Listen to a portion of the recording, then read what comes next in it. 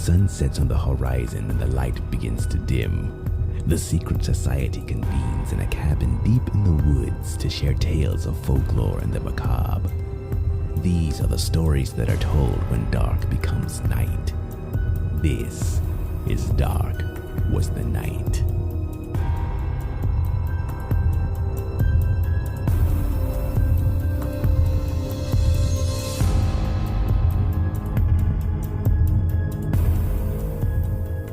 Welcome, members of the secret society, both old and new. It pleases me to see so many gathered here once again in the cold embrace of darkness, to share tales of the macabre, to breathe life into stories of the dead. Who will be the first to share with us tonight? Ah, yes, it looks like we have a volunteer. So now, everyone gather around, peer into the darkness, and let us begin.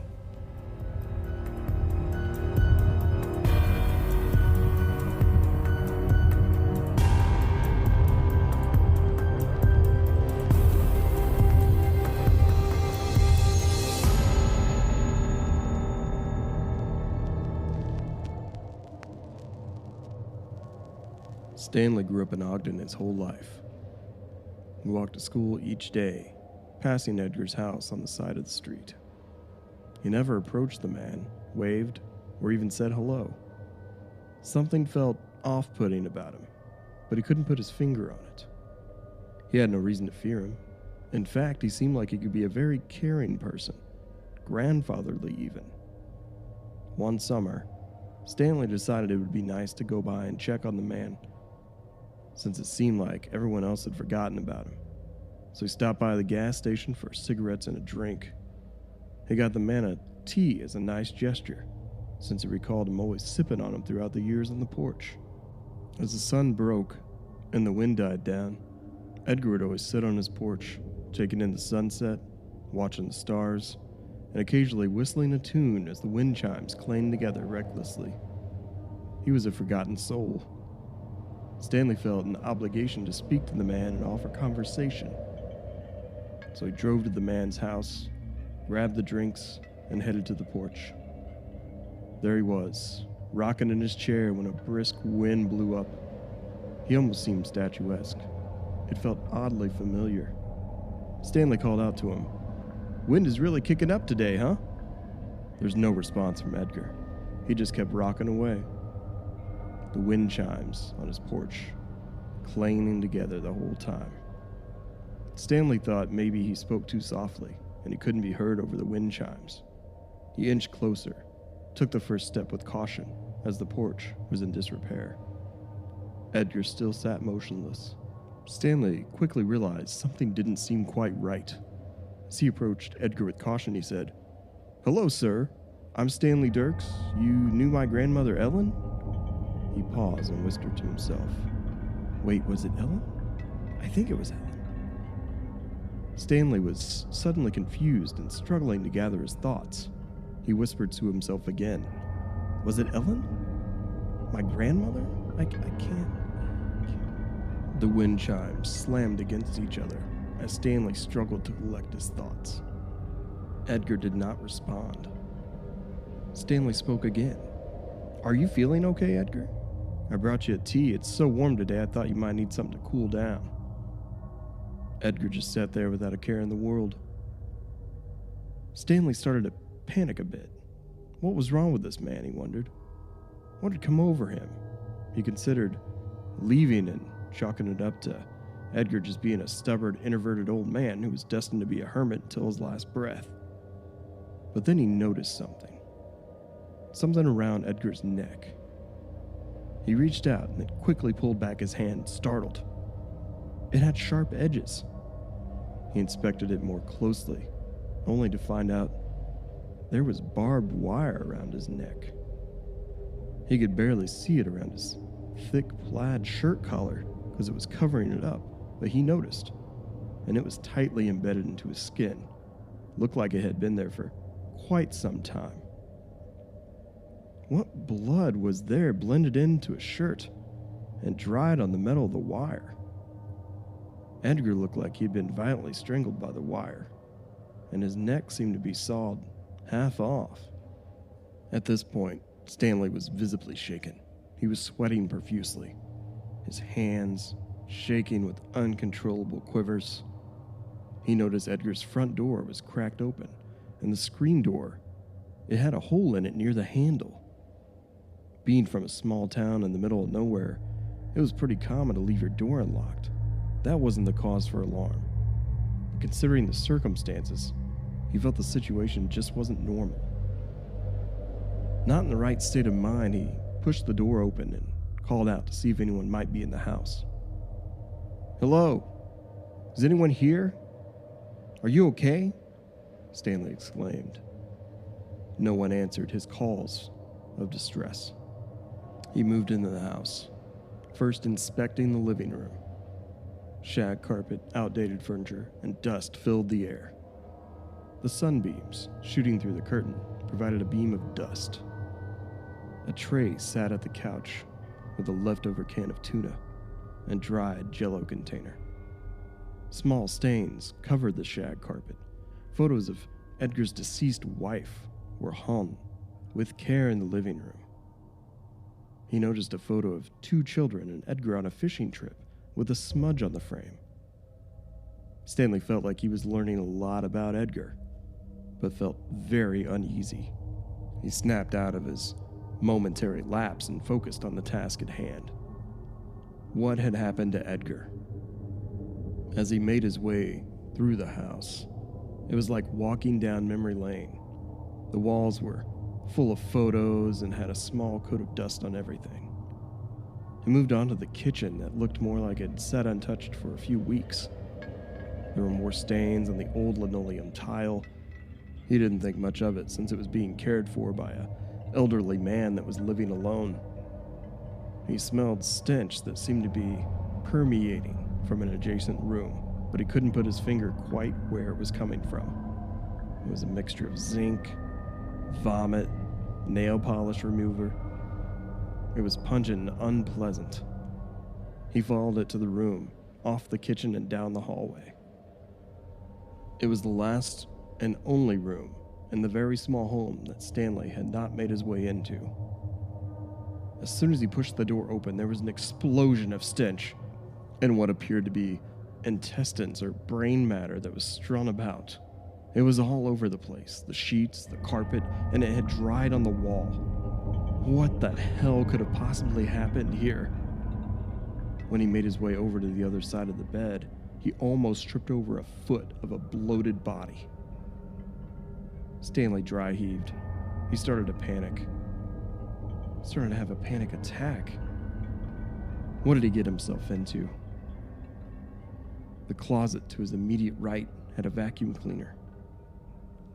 It was a bag vacuum that you rarely see these days. It almost looked antique. The smell became more overwhelming. It was potent. He noticed the bag was about a third of the way unzipped. Flies started to infest it. They were suckling at most of the dry blood on the zipper. So Stanley inspected it, unzipped the vacuum bag as maggots tumbled outward. They were wiggling and wriggling their way about, as if they were also trying to escape the grave which they were feeding upon. There was an ear, a partial nose, what appeared to be a cheek. He pulled the vacuum out with a reactionary jerk. When he did, it felt like something brushed against his back on the closet, and he pulled back the clothes of the closet rack and discovered the last piece to this very troubling puzzle. Someone had hung themselves in the closet. Stanley screamed and broke into cheers. What kind of madhouse did he walk into? The seemingly calming, almost peaceful moments he observed on the porch as a child, the warm summers, the iced tea, the whistling, the melodic sounds of the wind chimes, felt like a distant memory at this point. There was a note in the pocket of the dangling body in the closet, and it simply said, "I love you, Grandpa. Sorry for the mess. When you see Grandma Ellen, tell her I miss her. Love, Stanley." He fell to his knees in horror, as if he had just seen a ghost. But in reality, we were the ones staring at the memories that had gone by. You see, 3 days prior to the story we have just told, Stanley went to visit Edgar and his brother Marvin. They argued over what should be done with their grandfather since he was diagnosed with Alzheimer's. In a fit of rage and fed up with having to take care of his grandfather, Stanley pushed Marvin into the edge of the coffee table and knocked him out. His grandfather tried to intervene, but Stanley had lost his damn mind. Stanley stepped to the back porch, headed toward the tool shed, where he frantically looked around until he found some barbed wire and a hammer that his grandpa used to use to mend the fence in the backyard of the property. When he returned to the house, he struck his brother unconscious in the head with the hammer and repeated until it became a pile of mush. The human shrapnel flew across the room, onto the bed sheets, the floor, spraying onto the wall with each blow connecting with his head. Edgar watched the whole thing from the doorframe, petrified.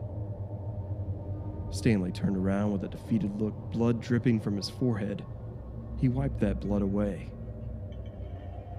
took a deep sigh, glanced to his left, then to his right, paced in place for a moment.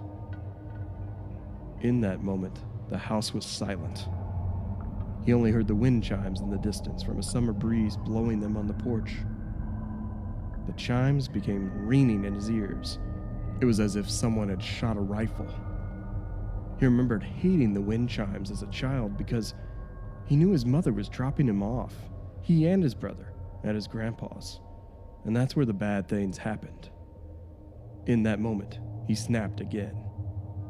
Stanley grabbed the barbed wire from the bed, wrapped it tightly around his grandfather's neck, who stood in shock. Each second felt like an eternity. Edgar's feet shuffled as Stanley lifted him off the ground. The years of molestation that Stanley had endured from his grandfather were flashing before his eyes as he gripped on the barbed wire tighter and tighter. Edgar's eyes were bulging. Then he took his last breath. Stanley didn't loosen his grip, not even for a second. The blood started to drip down his hands, mixing in with his own blood that had dug into Stanley's. He let go of the wire. Edgar's body fell to the ground with a thud. He sat next to him and wept uncontrollably, sweating, bleeding, snot dripping from his nose like a faucet, saliva falling from his mouth like a rabid dog. He looked over at the photo of his brother and Edgar on a fishing trip, gripped it for a moment, then placed it back where it belonged in the living room. After a few minutes of silence would fill the house once again, and only the wind chimes were blowing in the wind. Stanley dragged Edgar's body back to the porch, propped him up in his favorite rocking chair. With a tea by his side, it was his favorite place to be. And now Stanley thought he can be here for eternity. Trying to process what just took place, he made his way to the tool shed to return the hammer he used to cave in his brother's head. When he returned from the tool shed, he had a rope in his hand. He slowly walked to the bedroom where his brother lay dead on the ground. The scene was horrendous. Stanley tried to clean up the mess as if to make it look like it never took place. Looking toward the closet, he found a vacuum cleaner. As he used it, it became jammed with brain matter. So he scooped up the larger remains and tucked them back into the vacuum bag. Shortly after that, he grabbed a pen and a stationery pad that his grandfather had took them to as children. Upon it, he wrote one last blood-soaked note that read, "I love you, Grandpa. Sorry for the mess. When you see Grandma Ellen, tell her I miss her. Love, Stanley."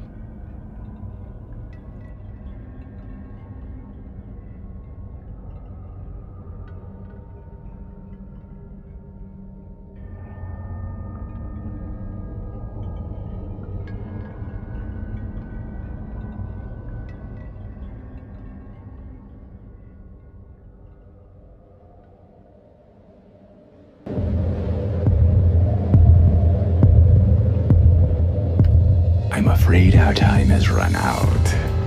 The hounds of hell are calling, and we must not keep them waiting. Tell a friend about our secret society and join us again for another meeting of the folklore and the macabre. Submit your stories to our site for a chance to be included in our listener episodes. You have been listening to a Downright Creepy original series on downrightcreepy.com.